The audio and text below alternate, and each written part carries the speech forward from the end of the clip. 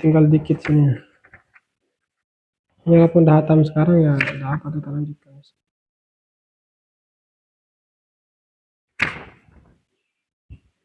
Masih banyak ya. Cek. Bismillahirrahmanirrahim. Hakikatun nubuwah wattirabu kafatil khalqi ilaiha. Jadi hakikat kenabian, nubuwah ya, hakikat kenabian dan sangat butuhnya seluruh makhluk dalam kepada kenabian tersebut. Nah, beliau akan menjelaskan nanti bagaimana sebenarnya. Ini menurut saya bagus ya. Bukan bagus, sangat bagus sekali.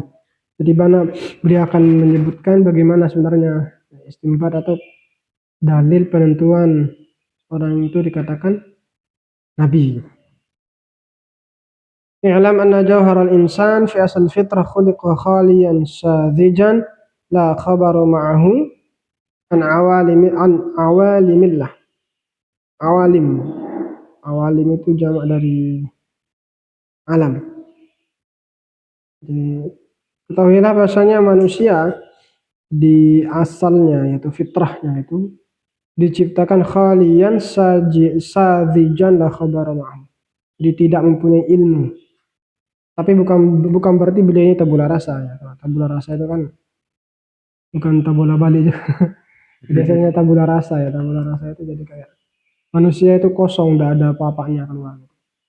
Nah, tapi kalau dalam Islam ada istilah fitrah ya. Fitrah itu memang kesiapan untuk menerima kebenaran.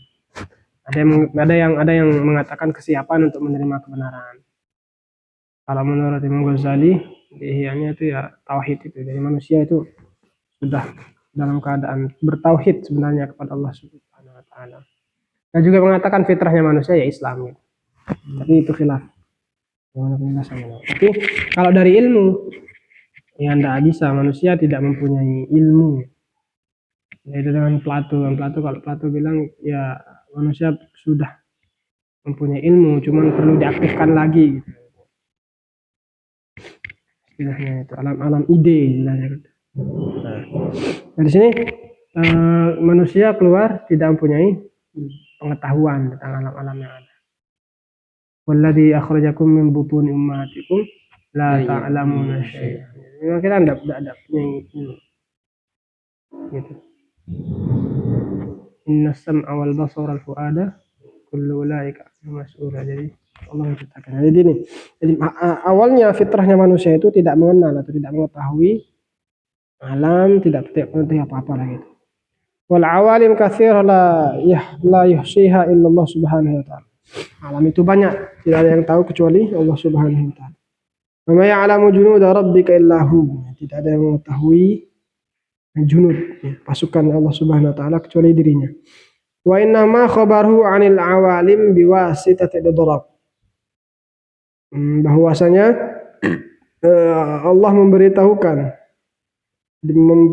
pengetahuan kita terhadap awalim tersebut itu biwasitatil idrak, lewat perantara idrak, pengetahuan. Wa kullu idrakin, di setiap pengetahuan, saya terjemahkan pengetahuan ini. Minal idrakat, dari pada alat untuk mengetahuinya itu, atau idrak sama pengetahuan juga ya. Khuliqa liyattali'ul insan bihi ala alamin minal mawjudat. Diciptakan biar manusia bisa melihat alam-alam yang ada. Wa na'ani bil awalim, di sini adalah ajnasul mawjudat. Jadi yang dimaksud dan al awalim di sana jenis daripada yang wujud gitu. Nah, maka wujud itu tidak bisa dihasar sama yang terlihat oleh mata saja atau yang bisa diindra saja, tidak. Ini perlu digarisbawahi ya. Jadi pengetahuan seseorang itu terhadap sesuatu itu bukan hanya sekedar pengetahuan indrawi. Ya, ada juga nanti itu adalah pengetahuan logika gitu. Ada juga nanti pengetahuan yang bersumber dengan intuisi. Nah, ini yang beliau jelaskan di sini. Karena idraknya manusia itu mempunyai banyak macam idrakat gitu. Fa awwalu ma yukhlaqu fil insan hasatul lamsi. Jadi sesuatu yang diciptakan pertama kali untuk manusia itu adalah hasatul lamsi, indra praba. Itu ya. Fayudraku biha ajnasan minal mawjudat kal hararah wal budah. Nah, itu. Jadi dengan apa namanya, dengan hasatul lams itu manusia bisa merasakan jenis daripada wujudnya al-hararah, rasa panas, wal burudah, dan dingin. Jadi kita mengetahui apa itu panas, apa itu dingin gitu, lewat hasatul lamsi. Ya berarti pengetahuan kita juga lewat indra praba gitu.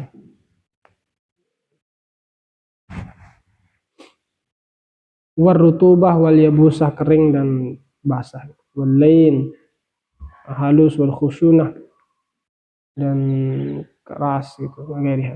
Walamsu qasirun 'alal alwan wal aswad qat'an. Bal hiya kal ma'dumat fi haqqil lams. Jadi begini ya, di setiap al-idrak, di setiap alat untuk mengetahui itu hanya tertuju untuk apa diciptakan. Kalau hasatul lamsi ini, indra praba ini ya hanya terbatas gitu, hanya yang bisa praba. Masa dengan indra praba kita melihat, kan tidak bisa. Nah jadi nanti ini masalah aktivasi ya, jadi manusia itu memang secara bertahap pengaktifannya itu. Nah jadi dari hasatul lamsi dulu, kemudian pendengaran, kemudian nanti penglihatan. Itu semuanya manusia dari itu mendapatkan ilmu. Nanti baru tambah memayis, bisa membedakan, oh ini sesuatu yang jelek, tidak. Kemudian lebih tinggi lagi sudah akil, isi bisa berakal. Lebih tinggi dari akal. Nah itu manusia seperti itu. Jadi manusia seperti itu dalam halnya. Nah, jadi juga apa namanya, indra praba ini yang tidak bisa mengetahui warna, yang gimana praba mengetahui warna itu. Jadi al-idrak ini diciptakan oleh Allah Subhanahu wa taala sesuai dengan apa yang perlu diketahui saja. Tsumma tukhlaqu lahu hasatul basar, kemudian diciptakan bagi mereka adalah hasatul basar, penglihatan. Hasatul basar itu penglihatan. Wa yudraku biha al-alwan wal ashkal. Jadi dengan penglihatan itu Allah melihat, Allah Subhanahu wa taala, kita manusia bisa melihat warna-warna, bentuk. Wa huwa ausa awalamil mahsusat. Nah ini jadi alamil mahsusat namanya. Ini lebih luas daripada alamil mahsusat. Kalau yang tadi itu yang praba itu saja ya hanya terbatas gitu. Dingin, panas, itu. Tapi kalau hasatul basar ini lebih luas. Lebih luas. Pengetahuan yang dilihat. Tsumma yunfakhu fihi as-sam'u fayasma'u al-aswat wan naghamat. Kemudian setelah al-basar, Allah Subhanahu wa taala meniupkan pendengaran. Pendengaran kemudian bisa kita mendengarkan. Nah, berarti lewat pendengaran, lewat penglihatan kita juga bisa mendapatkan ilmu, bisa mendapatkan pengetahuan. Tsumma yukhlaqu lahu adz-dzauq, kemudian Allah Subhanahu wa taala menciptakan perasa. Jadi kalau dzauq ini ya الذوق وكذلك إلى أن يجاوز عالم المحسوسات فيخلق فيه التمييز. Kemudian التمييز, pembeda, bahwa qaribun min 7 sinin, ini hampir 7 tahun. Nah, makanya kalau 7 tahun itu sudah namanya orang sudah memayyiz. Memayyiz itu berarti sudah mulai bisa membedakan antara yang jelek, yang tidak enak dan enak. Kalau anak kecil kan kodok aja dimakan ya.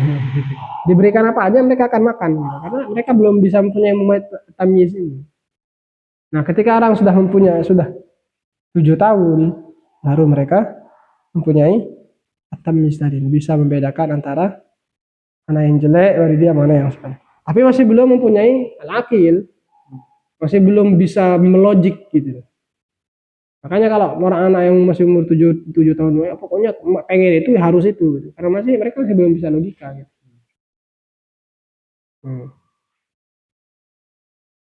Nah dari sini, jadi beliau ingin menjelaskan sesuatu yang tidak diketahui manusia belum tentu itu mustahil gitu. Karena tadi itu mempunyai jenjang pengetahuan manusia. Jadi akal manusia itu mempunyai jenjang. Kadang-kadang kan gitu orang, wah ini mustahil. Ini mustahil. Dia itu belum mencoba dan sebagainya sudah mengatakan mustahil. Ya jadi ingat, poinnya di sini adalah sesuatu yang tidak diketahui oleh manusia belum tentu itu adalah mustahil. Karena jenjang pengetahuan manusia itu bertingkat. Bisa saja kita tidak mengetahui sesuatu, bukan sesuatu itu mustahil, karena memang apa? Karena memang aktivasi daripada pengetahuan kita itu masih belum sampai sana. Nah istilahnya makanya kalau Bahasanya orang tarekat itu, kamu masih belum nyampe. Bisa jadi, bisa jadi. Kemudian cuma yataraqqa ila turin akhar. Kemudian manusia berkembang. Ya, berkembang kepada perkembangan yang selanjutnya. Fayukhlaqu lahu al-aqlu. Kemudian akal diciptakan bagi mereka. Fayudriku al-wajibat. Manusia mengetahui al-wajibat wal jaizat wal mustahil. Mana perkara yang mustahil, mana perkara yang jaiz, mana perkara yang wajib. Gitu. Wa umurun la tujadu fil atwar allati qablahu, yaitu perkara-perkara yang tidak bisa diketahui oleh al-idrokat yang sebelumnya itu. Jadi perkara, nah, maka kalau di sini kita mengatakan misalnya perkara al-maujudat itu aja juga apa namanya? Al-maujudat yang al-akli, dan itu tidak bisa diketahui oleh mata gitu, gimana mata melihat al-akli. Itu berarti urusannya akal. Nah, akal itu juga nanti berjenjang juga. Cara pengaktifannya itu dengan cara belajar pasti. Nah, jadi pengaktifan daripada beda-beda ya. Enggak, kalau kita katakan, pokoknya poinnya di situ. Untuk mencatat di sini sesuatu yang tidak kita ketahui belum tentu itu mustahil. Ya, sesuatu yang belum diketahui oleh manusia itu belum tentu itu adalah perkara yang mustahil. Sama kayak ketika Kang Ferry misalnya bilang filsafat tidak dibutuhkan lagi kan, filsafat harus tidak relevan lagi. Ya sebenarnya dengan ucapan seperti itu ya masih muskilah. Nah, jadi gini ya, ketika ada orang menggunakan suatu statement, jangan disalahkan statementnya, tapi kita harus melihat reasonnya apa, kenapa kok dia bilang seperti itu. Kalau menurut Bung Ferry, filsafat tidak diperlukan lagi karena menurut dia ilmu itu sudah sudah ada semua, sudah ditemukan semua kan gitu. Salah satu alasannya filsafat tidak perlu. Kalau dulu memang iya tahap pengembangan ilmu, kalau sekarang kan ilmu sudah berkembang semua kan gitu, sudah matang gitu, tidak perlu filsafat. Ini kalau menurut saya agak dangkal. Karena apa? Pertama, kita yakin kalau manusia itu adalah manusia yang terus berkembang. Ya, manusia yang terus berkembang, sehingga ilmu pun akan terus berkembang. Ilmu-ilmu yang tidak ada sekarang ini mungkin akan ditemukan selanjutnya. Ilmu-ilmu yang tidak ada sekarang ini akan ditemukan selanjutnya. Maka istilah ilmu itu sudah habis tidak bisa. Ilmu itu sudah ditemukan semua itu tidak bisa. Walau kana al-bahru midadan li kalimati rabbi nafidal bahru qabla an tanfada kalimati rabbi walau ji'na bi. Jadi manusia itu akan terus berpikir gitu. Manusia itu akan terus berkembang dan akan selalu menciptakan ilmu karena tadi itu. Jadi manusia itu dari mempunyai indra praba, manusia itu mempunyai indra ini sampai akal, sampai manusia itu berakal. Nah, yang berakal ini juga nanti bertahap. Jadi manusia akan terus berkembang. Nah, maka kalau dikatakan ilmu itu sudah mapan semua, ilmu itu sudah mempunyai dasar semua, dan tidak ada ilmu, kalau menurut saya itu kurang. Dan kerangka untuk berpikir itu ya di filsafat. Wawaro al-aqli turun akhir tunfakhu fihi a'yanul ukhra yabsuru biha al-ghaib wa ma sayakunu fil mustaqbal. Nah, gini. Antum kalau bisa nanti ini kita ini perkembangan ya. Proses perkembangan spiritual manusia. Bisa kita katakan ini adalah proses perkembangan pengetahuan manusia menurut Imam Ghazali. Jadi perkembangan manusia itu menurut Imam Ghazali ini kalau ditabrakkan sama Agus Kom akan sangat berseberangan sekali. Kalau menurut Agus Kom itu, jadi spiritual itu adalah bentuk kebodohan manusia gitu. Jadi awalnya manusia itu adalah orang yang primitif, akhirnya butuh pada Tuhan. Karena mereka yang manusia seperti itu. Akhirnya nanti menjadi orang yang saintis. Nah, ini paling tinggi manusia. Kalau menurut Imam Ghazali enggak. Jadi perkembangan manusia paling tinggi menurut Imam Ghazali itu adalah masalah spiritual. Ya, menurut Imam Ghazali adalah spiritual. Berarti kalau kita mengatakan bahwasanya filsuf kalau di barat itu, kalau di barat itu the mother of science, itu adalah filsafat. Berarti filsuf itu adalah orang tertinggi kalau di barat. Tapi kalau kita tidak. filsuf ini adalah masih ranah pada akal.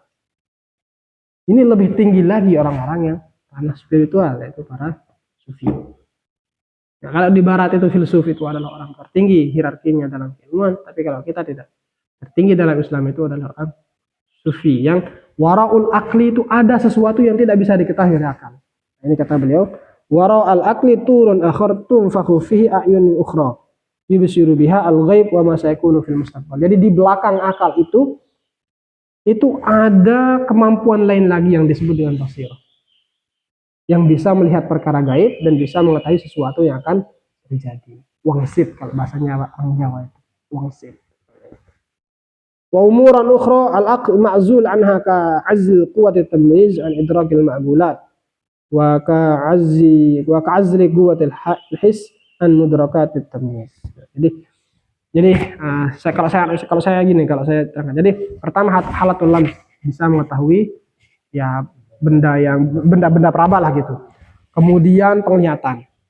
Ini kan berkembang berarti ini. Setelah penglihatan, kemudian pendengaran. Setelah pendengaran, kemudian adzauq. Setelah dzauq, kemudian tamyiz. Setelah tamyiz, akal. Setelah akal ini baru basirah. Itu apa namanya kita. Nah, ini perkembangan manusia seperti itu. Nah, perkembangannya Imam Ghazali ya seperti ini. Jadi beliau filsuf, faqih, dan terakhir itu beliau sufi. Seharusnya kita seperti itu. Nah, maka kalau menurut saya kalau menurut saya pribadi, kamu ini filsuf apa saintis? Kan biasanya gitu kalau ditanya. Anta filsuf apa saintis? Sekarang sedang jadi filsuf, tapi cita-cita saya jadi sufi. Itu Imam Ghazali banget gitu ya.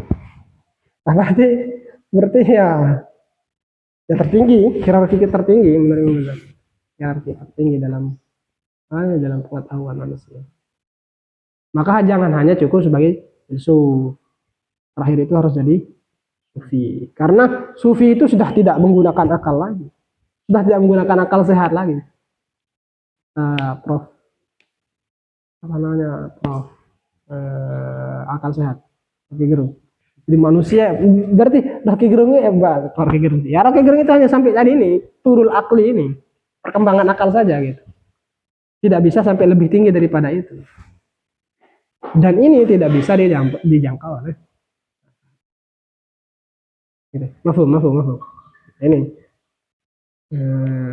untuk coba tulis nanti ini. Jadi halatul lamsi, kemudian hasatul basar, kemudian sama, kemudian adzauq, kemudian tamyiz, ya, kemudian al-aql, setelah al-aql kemudian al-basirah. Basirah ini sudah ya tertinggi itu. Tapi harus pakai hierarki ini, jangan langsung itu membasirah gitu.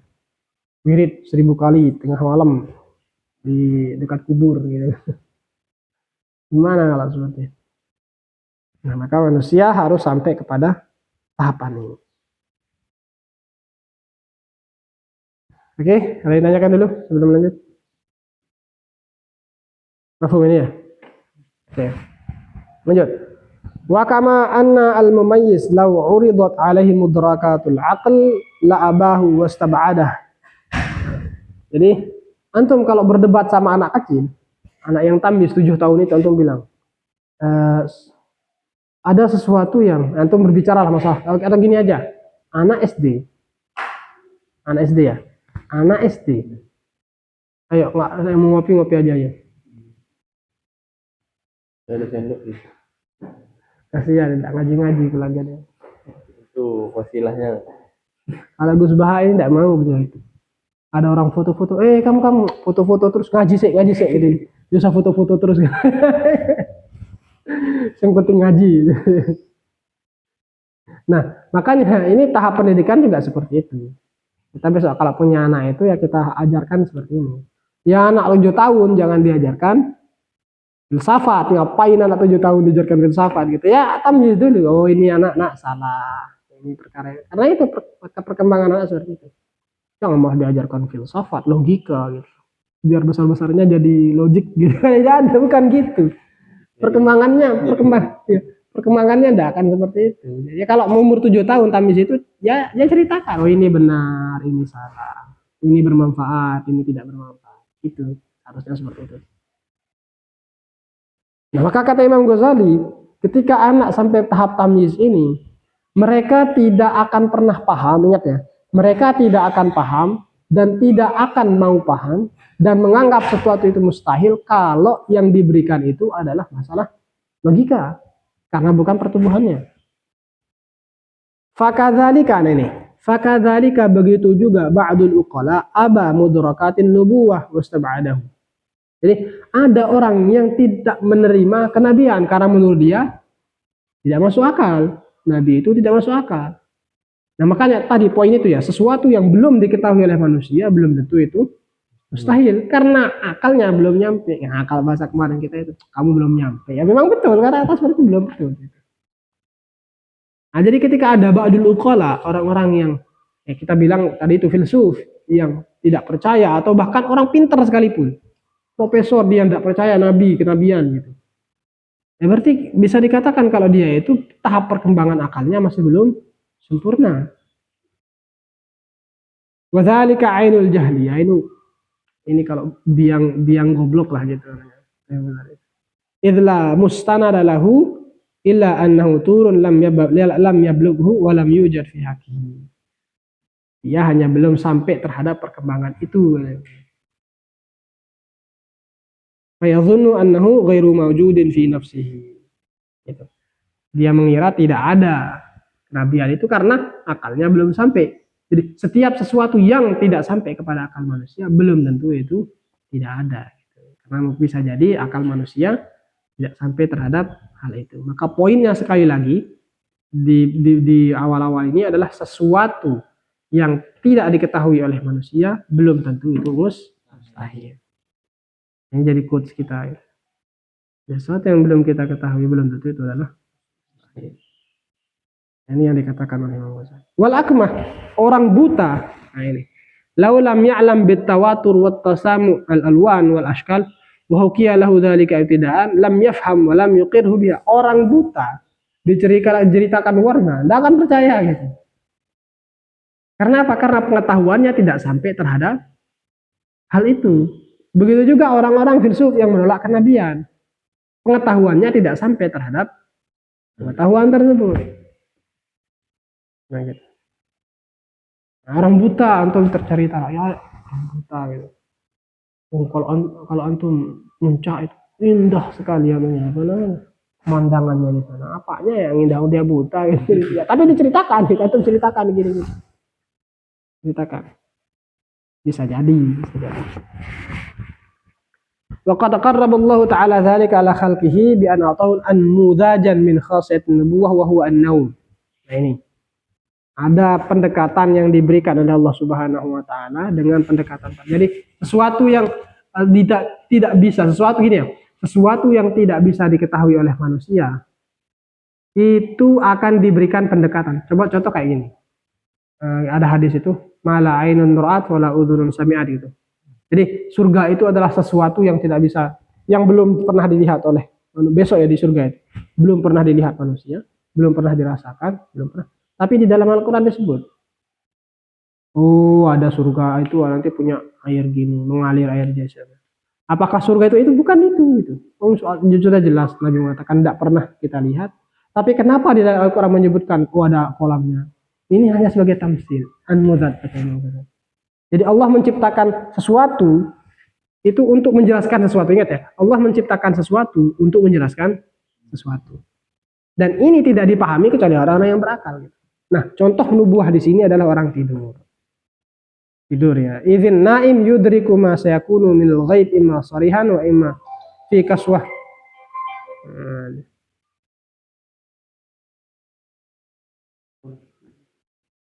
Siapa?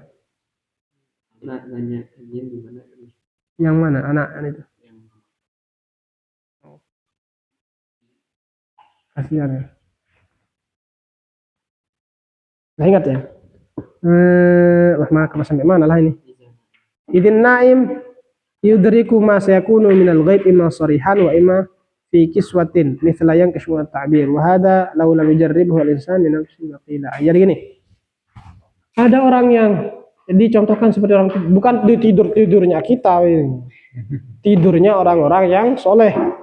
Orang yang soleh itu kadang-kadang dapat bisikan ketika dia gitu, dapat apa wangsit apa wangsit bahasa ilham, ya, mendapatkan ilham atau bisikan-bisikan gaib ketika dia tidur. Nah seperti ini orang biasa aja bisa jadi, apalagi nabi. Makanya kenabian itu mungkin niscaya kemungkinan gitu. Dari segini ini mungkin. Wa hadza law lam yujarribhu al-insan min nafsihi wa qila. Andai kata orang tidak pernah mengatakan seperti ini, orang tidak pernah merasakan tidur mendapatkan ilham tadi itu, maka dia akan bertanya, masa sih gitu. Masa gitu. Karena belum dia merasakan. Nah, makanya ketika seseorang itu diciptakan, oh bagaimana rasanya dekat dengan Allah Subhanahu wa taala, bagaimana rasanya orang itu pernah mimpi ketemu Nabi Muhammad, dia akan percaya gitu. Karena dia masih belum merasakannya. Maka pengalaman terbaik itu adalah ya merasakannya sendiri. Merasakan sendiri. Ya, sudah mau selesai. Apa? Oh, matinya lampu. Apa? Lampunya matinya lampu. Jarang-jarang orang TIP mau ngajian. Insafat ini. Ya enggak harus lah Rocky Gerung aja dulu dia jurusan elektronik. Apa? Elektro. Ini elektro ya. Ini kayak Ustadz Yongki. Ya, teknik elektro dia itu dulu. Malah filsafat gitu. Ya masih muskilah. Maka kita harus punya ya betul lah katanya Bung Ghazali. Apa katanya Bung Rocky itu. Kadang-kadang ngefans juga saya sama dia. Jadi kadang-kadang gitu. Ijazah dan gelar itu hanya menunjukkan kamu pernah sekolah gitu. Belum tentu menunjukkan kamu itu berpikir gitu. Ya tahapannya Bung Rocky itu ya akal gitu. Akalnya main dia. Cuman kan enggak percaya gitu sama Allah Taala kan gitu. Berarti basirahnya masih belum main gitu. Cuma sampai akal saja. Nah, termasuk pendekatan yang digunakan di sini adalah ketika orang mengetahui buah itu lewat tidur. Tapi sekali lagi, ini tidak akan pernah tidak pernah bisa dimengerti oleh seseorang kecuali dia merasakannya. Hanya saya bilang kalau misalnya, rasanya kopi tubruk itu enak sekali gitu. Nah ini antum bilangnya enak, orang tidak akan pernah paham, cuman tahu gitu aja. Sebelum dia merasakannya. Tahu dan paham itu beda loh. Tahu dan paham itu beda. Katanya enak. Enak. Kata siapa? Kata orang yang pernah merasakan. Sedikit lagi.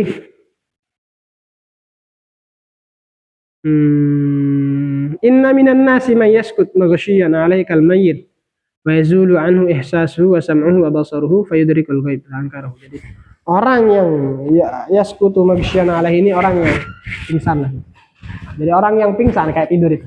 Masa ada orang yang indranya itu mati? Kan kalau kita tidur berarti indra kita akan mati kan. Masa indra kita mati itu ya tidak melihat, tidak. Tapi bisa mengetahui sesuatu. Wah, itu tak mungkin lah. Karena apa? Karena ilmu dia hanya hanya dapat lewat indra saja. Jadi dia orang yang ilmunya hanya lewat indra saja, lewat akal saja, pasti dia akan tidak percaya kepada kenabian. Karena bukan pasti ya. Dia juga suatu saat tidak akan percaya kepada kenabian. Karena apa? Pertama tadi itu belum sampai ilmunya terhadap tadi itu. Nah, yang kedua, analoginya begini. Orang yang indranya tertutup dalam keadaan pingsan, dalam keadaan tidur bisa apa enggak mendapatkan ilmu? Menurut orang yang menurut orang empiris tidak mungkin. Karena ilmu hanya bisa lewat indra saja. Mereka akan ingkar. Karena belum merasakannya. Bagaimana kita mendapatkan bisikan sesuatu terhadap gitu. Wa qamal burhan ala istihai wa qala al-qawal hasasiyah al-hassasa asbabul idrak. Dia menggunakan hujah ini logikanya adalah Indra itu adalah sebab kita mengetahui. Faman la yudrikul asya' ma wujudiha wa huduriha, fa bi alla yudrikha ma rukudiha aw la. Gini. Kita orang mengatakan indra ini adalah sebab orang mendapatkan ilmu. Ada orang yang mempunyai indra tapi tidak mendapatkan ilmu, kan gitu. Bagaimana kalau orang yang indranya tidak berfungsi? Bagaimana dia mau mendapatkan ilmu? Jadi ada orang yang indranya aktif, tapi dia tidak bisa menemukan ilmu. Orang tidur, indranya tidak ada. Lebih-lebih dia tidak akan mendapatkan ilmu. Nah ini logika yang digunakan. Ya tidak bisa lah kayak gitu. Kalau memang dia indranya tidak berfungsi, gimana dapat ilmu? Nah ini orang-orang empiris seperti itu. Tidak bisa kita ceritakan gimana. Makanya mereka tidak percaya surga. Mereka tidak percaya apa. Wahada naun qiyasiyun, ini nau qiyasi yang analogi yang wujud ia yukadzibul wujud wal musyahadah. Ini tidak bisa. Kama anal aqla turun min atwaril adiyah yahsul lahu min fihi ainun yabsuru bihi anwa'an minal ma'qulat. Wal hawas ma'zul anha fan nubuh aydan ibaratun an turin yahsul bihi ainun laha nurun yadhhuru fi nuriha al-ghaib wa umurun la yudrika. Jadi gini. Sebagaimana tadi itu penjelasan Ibnu Ghazali, perkembangan manusia tadi itu mulai dari indra, kemudian akal, mulai indra dan dari peraba dan sebagainya, kemudian tamyiz, kemudian akal, kemudian basirah. Nah, kenabian ini lewat basirah sebenarnya. Walaupun sebenarnya bisa lewat akal. Akal juga bisa, tapi yang kenabian ini yang paling kuat adalah lewat idrakul basirah. Jadi orang yang hanya sampai kepada akal saja, hasatul akal saja, pengetahuan akal, kadang-kadang juga akan menolak nabian. Nah, makanya orang sufi itu imannya sudah sampai pada iman yakiniyah, gitu, musyahadah. Nah, maka orang yang tidak percaya kenabian, dia ingkar kepada kenabian, berarti dia ingkar terhadap idrok yang basirah ini. Sama kayak anak kecil diajarkan filsafat. Menurut mereka apa sih filsafat? Tidak ada lah gitu. Karena akalnya belum aktif sampai sana. Orang yang tidak percaya itu juga, berarti akalnya juga di sana masih belum aktif. Nah ini keren sekali menurut saya. Ini akan sangat bertolak sekali dengan pendapatnya Agus Kom. Agus Tekumte, Agus Kom, orang sosialis, bapak sosiologi. Nah itu yang dibuat. Saya juga belajar itu juga dulu dia apa namanya? Ketika saya di pondok, Agus Kom. Agus Kom. Gitu lah masih di jahit. Padahal di pesantren waktu itu. Kurikulum luar. Iya. Kurikulum yang disuka pakai Agus Kom. Jadi perkembangan manusia itu jadi gitu. Jadi itu kita pindah di sini. Tahap perkembangan manusia itu seperti itu. Jadi menurut dia itu logik itu adalah perkembangan manusia paling tinggi. Dengan spiritual itu adalah orang masih ya apa-apa, bukan kumuh apa. Kolot gitu ya. Kalau sudah sampai jadi saintis itu berarti sudah paling tinggi. Bukan jadi kiai. Jadi kalau menurut dia bukan beliau ya Allah. Orang yang spiritual itu buat Imam Ghazali beda. Wah, ini perlu ditulis ini kayaknya. Perbandingan perkembangan manusia menurut Imam Ghazali dan Agus Kom. Bisa saya coba nulis bagaimana perkembangan manusia.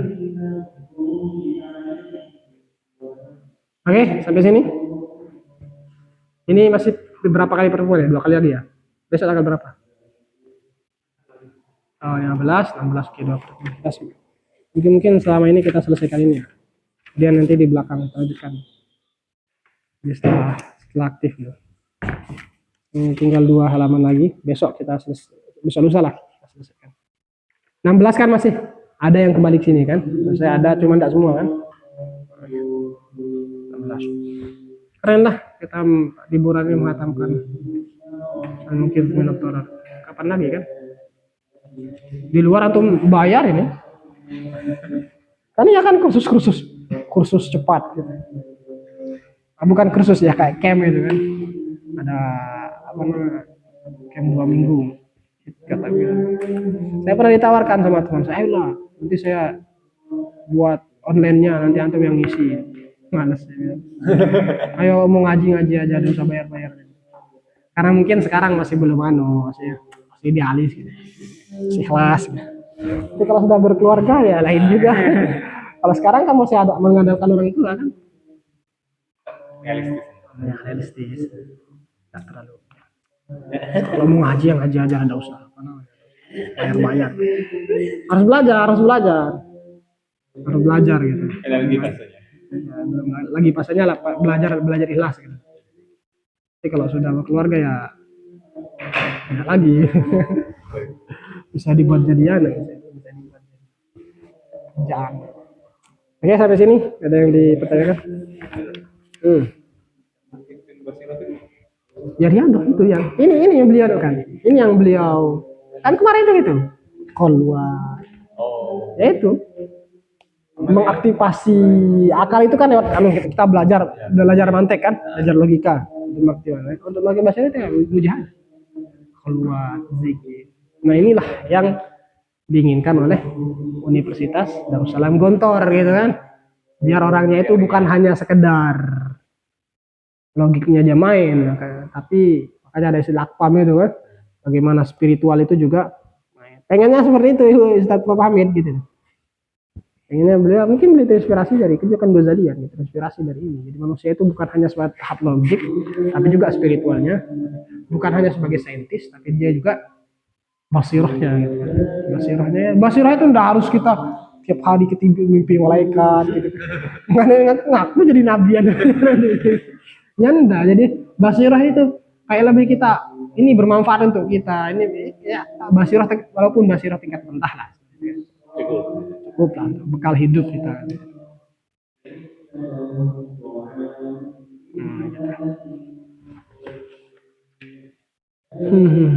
Ya. Berarti kalau semisal di Al-Quran itu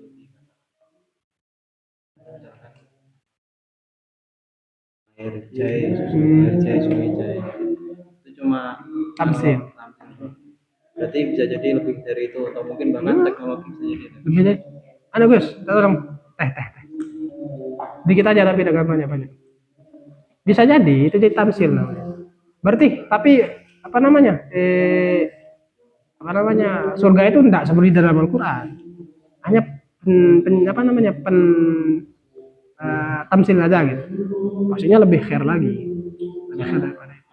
Berpikir begini ya, kalau dibaca kan nanti kalau di Al-Quran itu kan nanti dapat makanan gitu. Jadi orang nanti nantinya gini, masa di surga nanti udah masuk surga masa isinya makan doang, terus belum lagi yang suka menjatuhkan Islam mereka akan jasnya dapat 72 bidadari, masa gimana yang gitu doang. Ya enggak lah, itu hanya tamsil gitu, tamsil aja gitu, bahkan akan lebih dapat dari itu. Konsepnya kita seperti itu, tapi ya Allah alam bisawab, karena itu sekali lagi itu adalah tamsil, bulannya jangan terlalu banyak ya, enggak segitu juga. udah segitu aja. Tapi ada nggak yang menjelaskan di surga itu kegiatannya apa? Ya kalau secara jelas adalah ngapain kan? Kan kalau tamsil di surga ada kolam susuan. Misalkan yang itu kan dijelasin surga ada apa aja, tapi kan kegiatannya itu aja. Coba nonton, coba cari hadis kegiatan. Kalau hadis sahihnya saya belum nemu, tapi memang ada sebagian hadis-hadis yang menjelaskan bagaimana manusia besok, keadaan manusia. Semoga aja lah kita masuk surga kan. Kita bisa ngaji, masa ada ngaji ilmu Mau ngaji bisa jadi. Maka nikmat tertinggi itu wujuhu yauma idzin nadhirah ila rabbiha nadhirah. Nikmat paling tinggi di surga itu adalah melihat Allah Ta'ala. Tergantung amal ibadah kita gitu. Ada yang tiap hari lihat Allah Ta'ala, ada yang sekali seminggu, sekali sebulan, ada sekali di dalam surga gitu, cuma sekali gitu ya kan. Dan kita abadi di surga itu ya, amin, di akhirat itu. Karena ada teman mahasiswa pasca jurusan magister Quran, dia bilang kalau surga itu tidak kekal gitu. Jadi besok kalau kita sudah selesai, kalau kita sudah apa namanya, kalau kita pokoknya kan rusak gitu. Jadi kayak abad kekosongan jadinya. Jadi tidak akan ada orang yang hidup lagi, ya hanya Allah yang hidup. Kok gini makanya magister Quran. Nah, saya juga waktu itu agak wow ya, kok bisa jadi gini ya. Wah, berarti kita tidak abadan dalam Al-Quran. Ya, kalau gitu saya maksiat aja dong, juga selesai juga nanti azabnya kan gitu jadinya. Tapi azab itu tidak akan selesai besok, dan nikmat itu juga tidak akan selesai. Ngeri makanya ya, gimana kalau azab tidak selesai. Aduh, Kok bisa gitu dan belajar saya juga belum saya telusuri gimana dia bisa kayak gitu. gara-gara belajar YouTube. Kayaknya dia juga pakai dalil juga sih dari Al-Quran gitu. Gimana saat abadi di Ya abadi lah. bedanya abadi kita dengan kekekalan kita di surga dengan kekekalan Allah? Kekalnya Allah itu jadi bakoknya Allah itu disifati dengan kodim juga. Allah itu bakok plus kodim. Kalau kita cuma kodimnya tuh tidak bakok. Jadi kodimnya kita itu dikodimkan sama Allah. Banyak sesuatu itu yang berasal dari tiada itu nanti akan menjadi tiada lagi. Iya. Nah terus kapan kita menjadi tiada? Udah ada sudah. Ketiadaan itu bukan harus hancur. Ketiadaan itu tidak akan harus hancur. Sesuatu yang berasal dari ketiadaan itu tidak harus hancur. Terus wujud ketiadaannya Tidak ada lah. Tidak ada, tidak akan selalu ada karena kematian sudah tidak ada di sana. Jadi kenapa kita itu bisa tidak ada? Karena kita akan mati. Kematian itulah yang menyebabkan kita tiadaan. Tapi di surga kematian itu sudah tidak ada lagi. Ada hadis yang mengatakan besok kematian itu digambarkan seperti kibas. Seperti apa kibas itu? Seperti kambing gitu. Jadi besok kita di akhirat itu ada malaikat yang datang. Ini lihat, inilah kematian kan. Kematian ini saya akan sembelih sekarang. Jadi tidak akan ada kematian setelah itu. Maka kalian akan abadi di sini. Baru penyesalan itu alhamdulillah. Gimana disiksa selamanya itu? Ayo. Ya Allah. Makanya betul nikmat katanya Sina Ali itu nikmat paling tertinggi adalah nikmatul Islam. Nikmat tertinggi adalah nikmatul. Tapi kalau kita gini ngomong kayak gini depan orang ateis mana? Khayalan nanti. Mereka tidak sampai kepada level tadi itu basiroh itu, bahkan level akal pun mereka tidak sampai gitu karena mereka tidak saya terhadap hal itu. Alhamdulillah. apa namanya perkara di surga dan neraka kan 1000 tahun neraka bisa itu sehari di neraka itu 1000 tahun di dunia. Terus singkat cerita anak lihat film Interstellar Ya. yang ternyata waktu ada perbedaan waktu di luar galaksi Bima Sakti galaksi sama dunia kita yang dimana sejamnya itu bisa sampai 7 tahun kemana bisa itu. Jadi anak mikir kalau seumpamanya manusia aja udah bisa sampai mengambang pikiran sampai situ, berarti nanti lama kelamaan 1000 tahun di sehari di neraka 1000 tahun di dunia ini bisa diilmiahkan juga. Ya bisa, bukan bisa dikatakan bisa ilmiah. Bukan ya bisa ya kalau itu ya terserah saya bilang. Mungkin dari situ kan bisa jadi karena ya waktu itu relatif kata Pak Einstein. Ya kan waktu itu relatif. Karena apa sih yang dimaksud dengan waktu? Apa yang dimaksud dengan waktu? Nah, gimana? Apa yang dimaksud dengan waktu? Jam itu penunjuk waktu gitu. Ya, ada yang mengatakan yang dimaksud dengan kondisi itu gerak dan diam. Ada yang mengatakan waktu itu ya adalah kejadian psikologis. Gitu. Bisa jadi kan seperti itu. Jangankan kayak gitu ya. Antum mengerjakan sesuatu yang antum tidak sukai, itu kayaknya waktunya lama sekali kan. Antum kuliah itu 1 jam itu kayak 3 jam. Mana kapan keluar ini? Nah ya, apalagi dosennya killer gitu. Marah-marah terus dari awal itu. Itu sejam kan bisa kayak rasanya seperti 3 jam. Lama jadinya karena kita sesuatu yang tadi itu relatif gitu. Makanya waktu itu ada yang mengatakan itu adalah psikologi gitu. Waktu itu masalah kejadian psikologi gitu. Padahal sama-sama 1 jam gitu loh. Tapi lama kali kalau sesuatu yang kita tidak. Oh ya, ada. bisa terbang.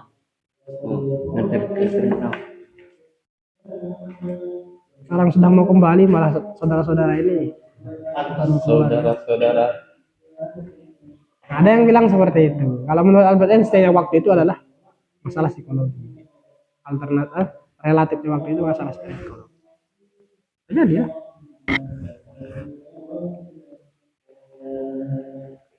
Ada lagi? Nama?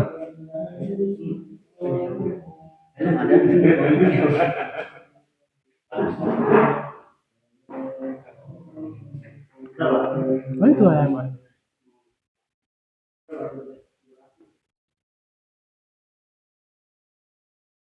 Ada yang tanyakan? Kalau emang udah ya kita ngobrol-ngobrol santai aja. TIP mungkin ada yang ditanyakan? Saya suka kalau ada teman-teman yang apa namanya non syariah ini atau non syariah non usuludin yang ngaji. Jarang ada yang mau. Makanya saya dulu pernah disuruh ngisi dia Usman gitu. Ngisi pengajian gitu ya Allah saya susah. Saya tanya prodi apa di sana? Yang bagian saintek gitu. Buka. Ya di Umar bukan di Usman di Umar ya. Bukan di Usman di Umar. Aduh. Mau siapa di teman-teman saintek ini? Jarang ada yang mengaji. Coba bisa ada yang tanya kan? Kalau khamar itu kan fermentasi dari anggur itu tuh nggak boleh tuh gara-gara sifat yang memabukkan atau memang gara-gara kamarnya aja nggak boleh gitu. Misalnya di tempe kan fermentasi dari teh gitu gimana? Sama juga asam itu udah terlalu tinggi gitu nggak sampai bikin. Iya. Sama kayak gini ya. Apa namanya? Kalau di spirit itu apa namanya? Bukan apa namanya? Yang bikin ngejreng itu loh, apa namanya? Bukan yang soda ya sodanya. Bukan soda, masa soda namanya? Soda ya? Yang bikin ces gitu soda namanya. Ya, jadi soda. Jadi gini, kalau ada dua term yang dipakai. Jadi ada istilahnya khomer, ada istilahnya nabi. Jadi khomer itu adalah mayut takhadhu min asirin inab. Sesuatu yang minuman yang dibuat dari perasan anggur. Itu namanya khomer. Nah, kalau khomer itu memabukkan tidak memabukkan tetap haram. Khomer ya. Kayak amer itu, anggur merah itu haram. Walaupun antum minum sedikit gitu. Nah, kalau selain dari perasan anggur itu namanya nabid. Nabid ya, nabid itu perasan lain daripada anggur.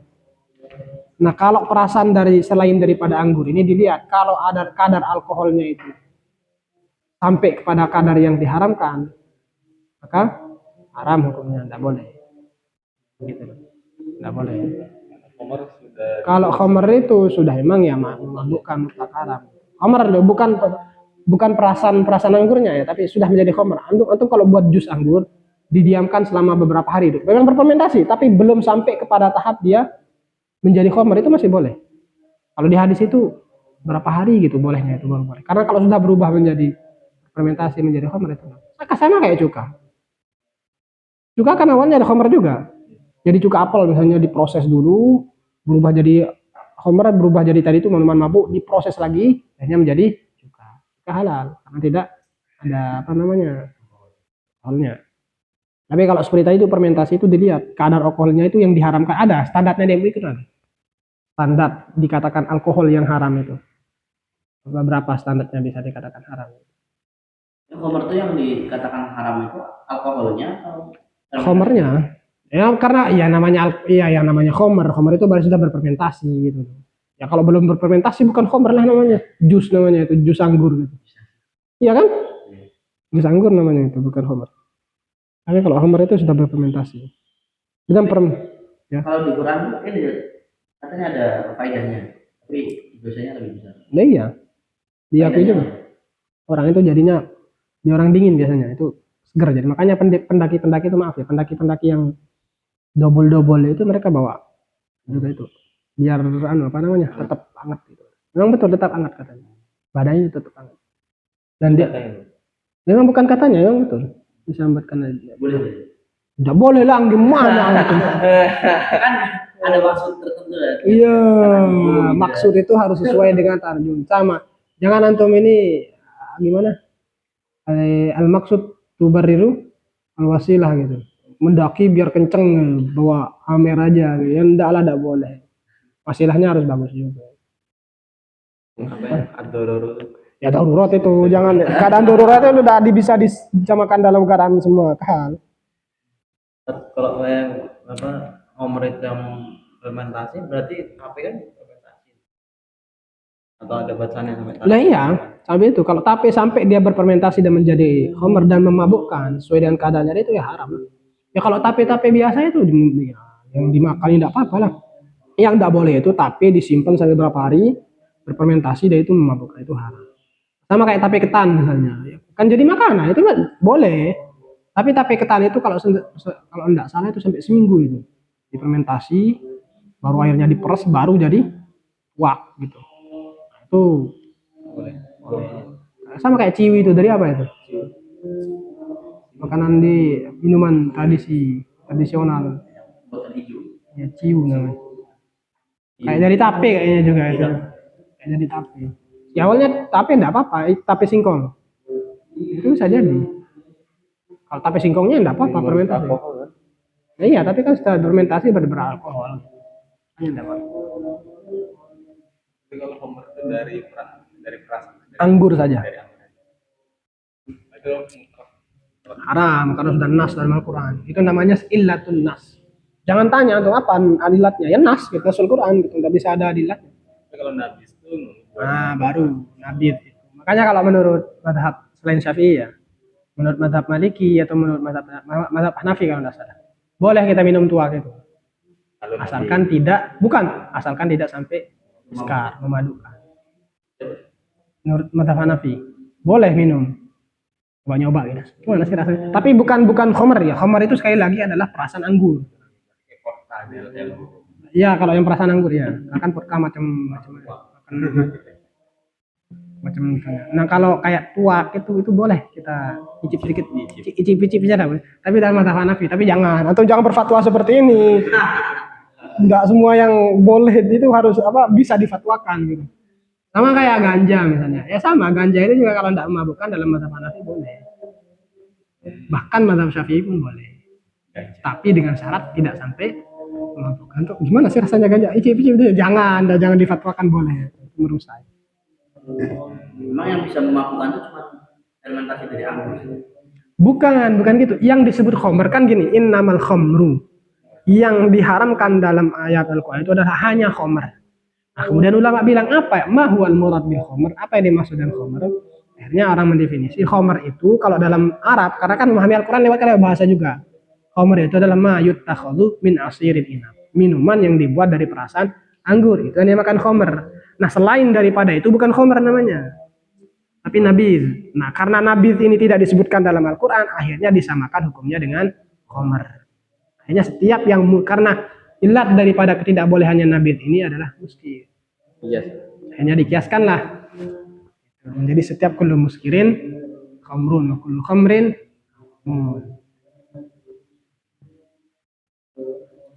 Bisa pikir tentang waktu haram. haram mutlak karena itu sama karena dikiaskan dengan khamr.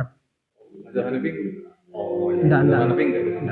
Karena kias yang digunakan itu adalah kias jali di mazhab Syafi'i, sehingga semua bentuknya itu haram. Jadi tuak itu juga najis karena disamakan dengan khamr. Karena khamr itu juga dikatakan rijsun, najis. Jadi tuak itu juga najis gitu. Itu kalau kena tuak itu najis itu. Najis mukhaffaf. Enggak bisa pakai apa ya? Hah? Enggak bisa lah. Najis sama dengan khamr. Sama kayak kotoran biasa lah. Rasa buat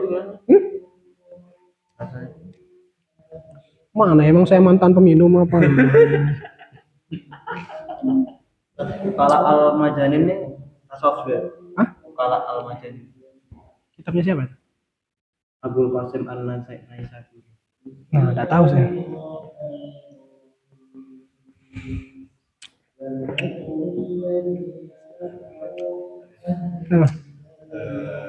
kan tadi kan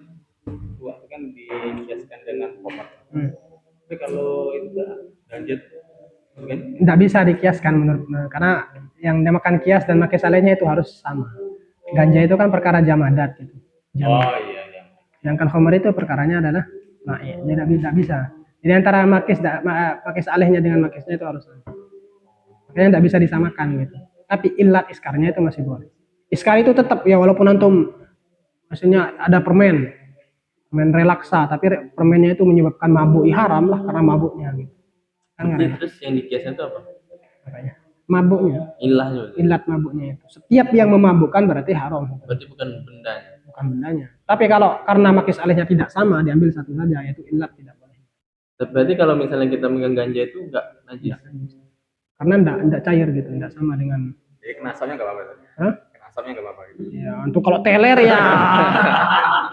Gimana kena asapnya? Ganja itu yang asap kan. Enggak kok, saya enggak anu kok, saya enggak nyedot ganja, tapi itu gitu kayak sedeganya ya.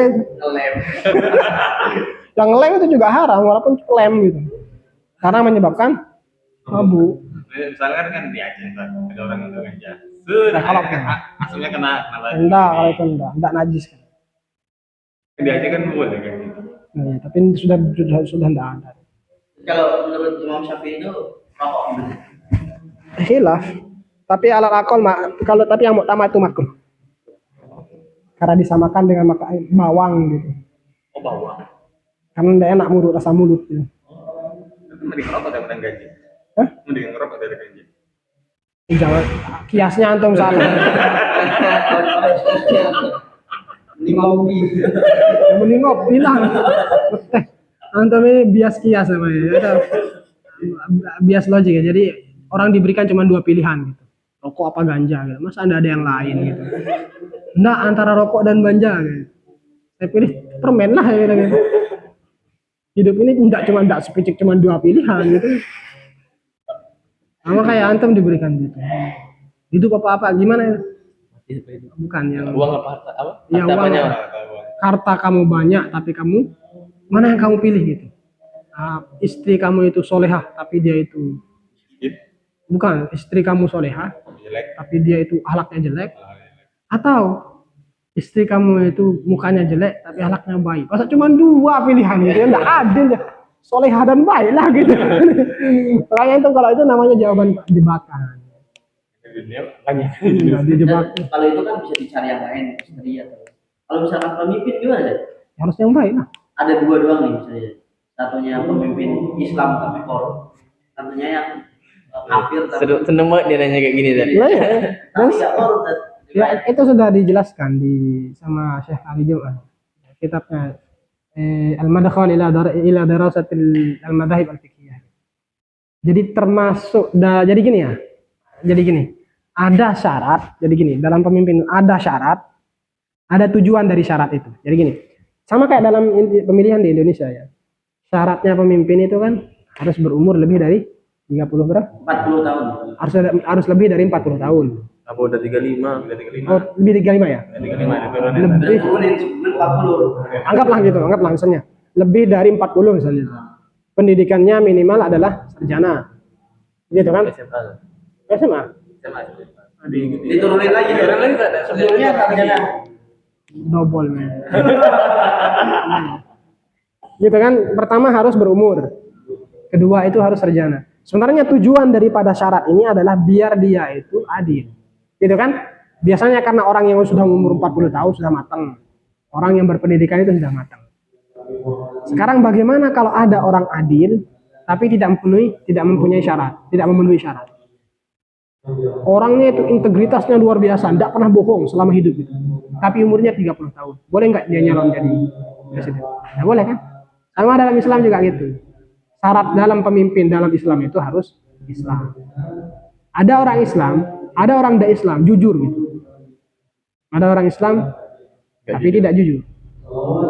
Maka yang diharuskan itu yang mana? Yang memenuhi syarat. Apa memenuhi syaratnya? Itu Islam. Dalam konteks agama. Jadi kalau konteks Indonesia kan tidak disyaratkan Islam.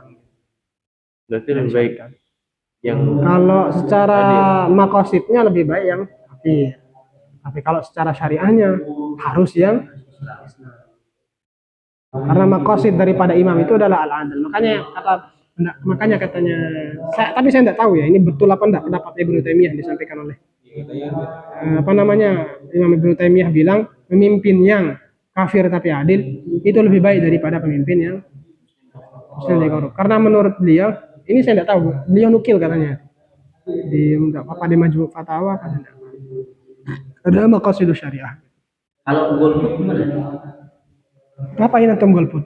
Aksan golput atau biasanya kan kita berpikir nih, oh ini kalau misalkan pemimpinnya non muslim kan kita berarti melanggar syariat. Walaupun dia baik atau rekam jejaknya itu adil. Kalau misalkan dia tuh muslim, tapi dilihat rekam jejaknya dia pernah jadi mantan nabi, mending aku nggak pilih. Itu gimana? Ya, ini makanya saya bilang tadi itu apa namanya imma wa imma gitu. Pilihannya antum mau menjebak saya soalnya. Dalam pertanyaan antum ini mau menjebak. Kenapa harus cuma dua gitu? Antum itu cuma bilang pemimpin yang Islam tapi dia korup. Pemimpin yang tidak Islam tapi dia adil. Nah, ini antum kalau ditanya seperti ini masa enggak bisa ditambah gitu. Kan kalau pemilu nggak bisa. Maksud saya itu kan bukan pemilu, ini pertanyaan antum maksud saya. Ya ini buat pemilu aja. Maksudnya gini dong. Logikanya kan antum memberikan saya dua pilihan. Sekarang saya tanya, pilihan itu apakah berdasarkan fakta apa enggak? Pernah terjadi apa enggak? Nggak pernah. Nah itu makanya untuk antara fakta dan pertanyaan itu enggak bisa ya. Antum kan punya dua pilihan. Kenapa enggak harus tiga gitu? Kenapa harus dua pilihan, enggak harus tiga? Karena Tapi kalau Pak ini peramal kan, dia meramal pemimpin 2029 nanti yang capres tuh cuma dua pilihan itu kan. Makanya dia nanya dari bisa jadi antum kalau sudah gini ya. Kenapa perkataan-perkataannya Rocky Gerung itu sering terjadi? Dia itu bukan peramal. Jadi nanti orang kalau sudah sampai kepada orang sudah sampai kepada betul-betul ilmunya itu. Misalnya dia kan politik ya. Orang sampai dibilang pengamat politik, dia tahu jalan politik itu seperti apa. Sebelum-sebelumnya itu Rocky belum bilang kan akan terjadi reshuffle besar-besaran, kan betul terjadi. Karena sudah tahu gitu loh. Orang yang sudah mapang dalam satu ilmu itu pasti akan tahu jalannya. Enggak memungkinkan antum itu enggak tahu. Bukan berarti Rocky Gerung itu wali kutub ya. wali majus. Wali Rocky Gerung. Kayaknya ini wali Islam yang nyamar jadi orang kafir. Ya enggak gitu. Jadi orang yang betul-betul keilmuannya itu sudah matang, jadi dia tahu. Sama kayak orang yang ahli perbintangan itu kan. Saya lihat bintang ini besok akan terjadi. Karena perhitungan gitu. Ya, Rocky Gerung juga gitu. Perhitungan politik itu kan seperti itu. Karena sudah punya jalur masing-masing, sudah bisa membaca gitu. Sama, politik itu juga pakai kausalitas gitu. Kalau begini akan begitu, kalau enggak begini akan begini gitu. Iya. Kalau metode berpikir yang gini kan, ini ada pertanyaan. Kenapa gaji guru di Jepang bisa 31 juta rupiah? Terus dijawab, karena di Jepang tidak ada surga sehingga semua gaji dan hak guru dipenuhi di dunia. Gimana berpikirnya? Itu bilang aja Indonesia ini guru ndak dihargai gitu. Ya ndak gitulah anunya. Itu Humor itu. Itu bukan lagi jadi memang kayak gitu. Sama kayak saya bilang kemarin itu. Guru itu ndak bisa kaya jadi guru. Upahnya adalah surga. Emang betul itu perkataan yang betul gitu. Cuman salah orang yang mengucapkan. Seharusnya bukan Pak Menteri yang bilang seperti itu, guru yang bilang seperti itu biar mereka hilas gitu. Kalau menteri, insya Allah kita akan berusaha untuk mempersejahterakan. Seharusnya gitu loh. Biar kita saling timbal balik gitu loh. Yang satunya tidak mau, yang satunya ikhlas gitu kan, yang satunya pengen memberi gitu. Jangan malah terbalik. Kamu adalah raja gini untuk rumahnya orang. Saya adalah raja, bukan keluarkan semuanya. Ya. Nah gitu, itu dipegang oleh sahibul bait biar menghormati tamu gitu. Jangan kebalik-balik lah. Saya heran ya. Padahal mahasiswa sedikit ya, sampah tiap hari tetap banyak itu. gimana? Orang buang-buang sampah itu. Ya. Apa di mana? Sampah di Wida ini. Bayangkan. Kurang kan? Iya, maksudnya tetap satu truk itu loh. Tetap satu pick up itu. Dari rumah dosen kan ada yang jualan. Jadi ngambil dari Kayak tapi kalau lihat bakar kan biasa di bangunan Iya. itu ada. Kok nggak ada pembakaran di sini? Ada di belakang GB tapi nggak jadi. Nah itu Iya. seharusnya ada pembakaran. Nggak jelas emang. Kalau malam itu baunya itu loh, bau pembakarannya itu loh. Kita tuh sampai matiin ya. Pembakarannya. Demo Tak matiin kan di depan ini. Oke, itu sampah. Lah iya, kita bahaya juga. kamar asuh. Kalau ulang TV masuk kamar dulu. Banyak Kalau masalah. GB itu dia emang ada corong ke atas Ki. Jadi kayak TPS gitu kan. Ya, kalau Jadi tinggi kan itu langsung ke tinggi atas. Kalau belakang Ali itu kan taruh bakar sampai anginnya kan kemana-mana. Emang enggak. Harusnya kayak gitu. Ini baru mahasiswanya 2000 ya. Berapa? 4000 sih. 1400. Di sini cuma 1.3. Kalau tim 1300. Di situ diri 13.000. Sehari itu bisa 2 ton kan itu apa namanya? Sampah. Tapi lebih luas dari ini kan? Ya Allah, lebih luas ini. Apa iya? Aduh. Saya itu kalau keliling, itu enggak sampai 15 menit. Bukan enggak sampai 15 menit kalau keliling itu. Keliling Sidogiri itu. Pondok. Lari atau jalan? Jalan. Itu ada istilahnya burdah keliling ya. Kan burdah keliling kita baca burdah. Itu sambil keliling. Sambil ke jam 12 malam itu. Oh, Jam 12 malam keliling sambil baca burdah. Itu enggak sampai 15 menit. Itu pun berhenti-berhenti kita gitu. Kecil sekali, serius kecil sekali. Di Pasuruan ya? Iya, wah, ke pol. Sekarang sudah 3.000, 13.000. Aduh, udah bisa. Paling kayak kalau dari sini ke rumahnya Pak Suyoto itu. Gitu toh. Dari sini sampai Suyoto terus paling dari Geter sampai sini. Gitu toh serius. Enggak besar serius. Kamar berapa orang ya? Kalau kayak di GB itu, di gedung, kalau ada yang besar ada yang kecil. Kalau di kayak di GB itu isinya 70 orang. 70. Kalau kayak Ali kan Kayak Ali itu 25. 25. Lah ya. Kita kalau ada kalau kita ada apa namanya? Kegiatan-kegiatan bahasa, apa itu ya? Duduknya enggak bisa kayak gini, harus begini gitu. Iya, ini harus gitu. Kamar dimasukin 100 orang. Lah ya kayak gini. 70 ya. Itu kalau dirapikan itu duduknya gitu. Paling yang masuk itu 20 orang. 20 30 lah. Kalau rata-rata, tapi itu kan enggak rata tidurnya deh. Makanya saya di sana ya tuh. Ya, gimana ya enggak ngelangkahi orang itu kan. Pasti. Kepala loncat aja lah. Gimana ya mau? Gimana? Awal-awalnya saya di sana itu kan orang Lombok itu paling enggak kan, paling enggak respect lah orang yang ini kepala. itu ngelang apalagi kepala. Jangan kan kepala ya, aja enggak beradab gitu kan. Jangan kan gitu ya, nunjuk pakai kiri aja enggak sana enggak boleh. Kalau di Jawa biasa kan, nunjuk pakai kiri itu biasa. Kalau di sana itu enggak beradab sekali. Awal-awalnya susah sering marah di sana. Ya. Bilang kayak tapi gimana lagi ya? Kita baru pulang jam 12 gitu. Orang sudah pada tidur semua. Mau naruh kita ada jalan, udah langkah serak ya. Ya serius biasa tidur di bawah kaki itu biasa di sana serius. Nggak ada istilah nggak sopan kalau di sana. Tapi memang karena ada ya apa namanya ada tempat tidur, ada di bawah kaki gitu. Nah tidur di bawah kaki. Ini bertahan hidup. Demi. Hah? Di masjid. Nggak boleh. Nanti kalau tidur di masjid tidur semua ala orang 1000 tidur di masjid itu siapa yang kencing semua. Tapi masjidnya lebih besar. 3 lantai di sana masjid. Lebih besar dari ini. Tapi 3 lantai. Itu pun enggak muat itu. Yang muatnya cuma 4.000 di sana. Kalau Jumatan itu sampai keluar gitu, sampai Itu tanahnya sempit aja. sempit. Terus kayaknya nggak mau. Enggak boleh. Dari Kaidar itu pokoknya harus segini. Kalau mau lebih baik tinggi. Kalau tinggi mau berapa lantai ya? Paling tinggi di sana 5 kayaknya 5 lantai kan. Kayak sekolah. Kalau gedung Enggak mau ditinggikan juga sudah. Baru saya nemu di sana itu. Gedung baru ini berapa tahun dikerjakan? Berapa tahun? Aku maba. Itu selesainya Ki. Selesainya maksud saya. Buat setahun lebih. Setahun ya. Di sana itu 5 bulan selesai. 5 bulan. 5 lantai. Enggak ada. Enggak ada. Kamu enggak sebangin. Iya, aman. Memang dibuatkan kayak kalau wah keren kali ini saya bilang kan dananya emang. Berarti pondok paling padat. terpadat menurut saya itu paling padat. Tertua aja ya. Kalau tertua masih ada yang tertua. Di Bantet kalau nggak salah itu, pondok pesantren Buntet itu. Pondok pesantren Buntet itu sudah 300 tahun nanti. Tapi tidak semaju sana.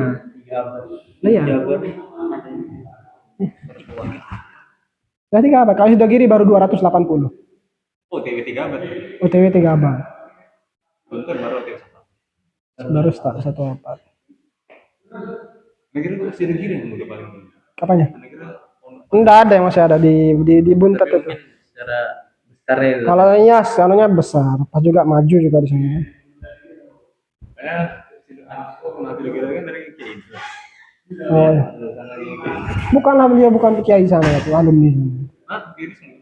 Bukanlah, bukan kiai. Maksudnya bukan kiai itu bukan yang diam di sana. Beliau pernah ngajar di sana. Terus beliau juga santri. Ya kalau masuk di sana yang tidak berani lah beliau itu guru-gurunya semua dia. Kalau Sidogiri itu kan dari Kiai. Ya kayak gitulah orang-orangnya di sana. Ya mau antum mau lihat Idrus kecil ya di sana. Ya keren-keren sebenarnya. Dan memang itu. Saya kalau disuruh diberi beasiswa untuk mondok lagi di sana ya mikir skip lagi dulu. Harus siap mental di sana serius. Dan satu di sana itu, tidak siapapun yang daftar, kapanpun daftar tidak boleh ditolak. Makanya sekarang jadi perdebatan sekarang ini gimana caranya biar enggak terlalu berulang. Kemarin itu pas Covid itu saya kira berkurang. Nambah yang biasanya itu kalau sekali daftar itu 1.200 gitu. Pas Covid itu sampai 1.800. Saya kira berkurang, ternyata nambah. Dan itu diterima semua. Nah itu diterima semua. Waduh. Nggak ada istilah ditolak. Dari seleksi Nggak ada. Yang diseleksi itu cuman Tingkatannya aja. bukan apa namanya. Kemarin itu kan pernah kejadian sampai kemasukan obat-obatan terlarang kan. Akhirnya pas semua santri datang itu tes urin semua. Biaya tes urinnya berapa? 1 M. Berapa ribu ayo santri yang masuk itu dites semua urinnya kan enggak, karena ada tes packnya itu juga kan, itu tuh mahal itu 1 M. Banyak dan Sidogiri. Antum kalau tahu itu dana per bulannya itu per sekali anggaran per tahunnya itu 25 M dana per tahunnya. Saya dulu di bagian bahasa itu saya diberikan anggaran 1 tahun full itu 150 juta. Di luar gaji guru, kalau gaji guru itu sudah dari bendahara umum. Itu buat kegiatan kok. Mau ngapain, pokoknya harus habis gitu kata pimpinan saya. 160. 160 Berarti nggak ada efisiensi ya? Nggak ada. Apa efisiensi di sana?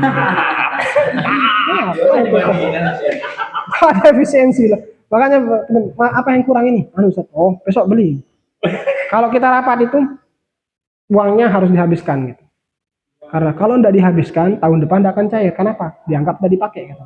Yang penting ingat tulisan. Dari mana sih duitnya? Operasinya itu punya 200 cabang di seluruh Indonesia. Basmalah itu. Coba Mat teliti. gitu kan? Iya kayak Indomaret itu. Surya Mat. Iya kayak gitulah kayak Suryama. Itu namanya basmalah. Atau coba teliti bener. Terus sama air mineral santrinya itu yang paling besar. Tapi aku nggak milih ini ya sudah di tanah gitu buat memperluas pondok. Nggak boleh boleh. pagi sama Dari pendahulu itu enggak boleh, harus sampai segitu. Nggak buka cabang Sidogiri. Cabang ada, Gus. Cuman kalau di Gontor kan namanya cabang Gontor itu Gontor ya. Gontor 1, Gontor tetap namanya Gontor. Kalau cabang di sana itu tidak atas nama Sidogiri, tetap cabang namanya tapi tetap nama pondok itu. Cuman yang sama itu nanti ijazah. kurikulumnya aja. Ijazah beda. Kurikulumnya tok yang sama. Oh. Kalau dihitung muridnya sama yang ranting ya 30-an, 100 ribuan lebih lah. Tapi yang sama itu hanya kurikulumnya saja. Kalau peraturan kegiatan tergantung terserah pondok. Enggak diatasnamakan Sidogiri. Cuma tetap dikatakan cabang gitu aja. Kayak pondok alumni. Berarti bukan cabang juga Ustaz. Ya, bukan cabang secara Gontor maksudnya. Kalau cabang di sana itu enggak harus mengikuti semua kegiatan. Cuman hanya sekedar aja. Oh, masalah matoi. Wajah. Enggak itu kan. Juga heran pondok ini kok bisa ya kira. Mana enggak ada istilah efisiensi, apa itu efisiensi. Nanti habisin. Lah iya serius. Apalagi sekarang itu. Heran saya sama Sidogiri ini. Saya buat dana itu, saya cuma buat acara, bukan ya acara tahunan itu. acara seminar itu diberi dana 30 juta. Serius. Seminar kajian ini. Seminar undang materi dari luar tamu undangan. Seminar 30 juta. Langsung kalau di sini kan harus ke BAK macam gitu kan. Urut di sana kan. Kalau kita tidak. Makanya lebih cepat jangan. Rapat gimana seret kita buat laporan begini-begini butuhkan langsung ke bendahara terkait keluar biasa langsung besok. Gambaran Indonesia. Kalau di sini kan harus nombok dulu kita bangun diri dulu. Kadang nggak balik. Iya. Ayo sana. Sabar ya. Anda tahu kalau saya itu. Di sana enggak boleh ya mengeluarkan uang milik pribadi sebenarnya enggak boleh. Nggak boleh tuh. Harus minta kan. Cuman kalaupun mengeluarkan pribadi nanti bisa dikembalikan lagi. Wah, harus bisa di sana, enggak boleh dibuat. Bahkan buat apa namanya? Untuk kita iuran itu enggak boleh. Santri iuran itu enggak boleh. Mau Bikin kaos. enggak boleh, enggak boleh. Nanti bikin kostum. Enggak boleh. Harus resmi dari pondok. Berarti mau bikin kaos, ajukan. Harus izin dulu. Banyak kaos kayak gitu jadi ya. Nggak usah. Nah ya, bayangkan 13.000 aja, 13.000 santri. Sekali mereka belanja 5.000 aja. Ya. Berapa perputaran uang? Di dalam itu kalau enggak salah itu Ekonomi mandiri. 6 koperasi di dalam pondoknya toh. Ini kan 1 gitu. Sana itu 6. Ya. Menurut saya itu jangankan punya yang lain, enggak usah hitung-hitung yang lain itu. Cukup santri aja yang belanja itu sudah hidup pondok itu. Dan enggak boleh beli keluar. Iya. Ayo, bayangkan setiap orang 13.000 kali 5.000. anggaplah segitu sehari. Tapi kan enggak mungkin orang belanja 5.000 kan sekarang. Paling enggak 10.000, 20.000. Untung tuh. Sangat untung sekali lah. 30 juta tuh paling modal 1 hari. Tapi kanan kiri di sana nggak tahu kan. Maksudnya Rumah warga, makanya juga enggak bisa geser karena rumah warga. Itu Cuma masih dikira ada tanah lain nggak? kalau tanahnya banyak, cuma enggak bisa gitu. Tapi sekarang sudah ada kayaknya Sidogiri apa namanya itu khusus untuk orang elit. Khusus untuk anak-anak orang kaya yang enggak mau mondok. ada juga. Ada juga. Tidak ada juga. Karena memang itu namanya Sidogiri, tapi itu khusus untuk orang-orang elit. Karena enggak mungkin orang elit mau mondok di pusat itu enggak mungkin. Di sana tuh khusus dan mahal. Juga enggak tahu kok bisa kayak gitu. Wah, ini problem. Lah ya, saya bilang, dulu pernah saya pimpinan sekolah itu, beliau bilang, saya ini lulusan SD katanya. Pimpinan koperasinya. Saya ini lulusan SD, saya enggak lulusan sarjana. Tapi yang belajar ke saya katanya, udah profesor semua katanya. Karena kan banyak profesor yang datang penelitian itu kan, gimana cara ekonominya kok bisa tuh. Yang datang itu sudah profesor semua. Katanya. Datang penelitian. Gurunya saya katanya. Nah, iya. Saya enggak lulus apa-apa, saya cuma bisa baca tulis gitu. The real gelar tidak berpengaruh. Tidak ada gelar. Apa itu gelar? Apa itu? Pokoknya apa itu gelar, apa itu efisiensi. Apa itu? Tidak ada istilah efisiensi.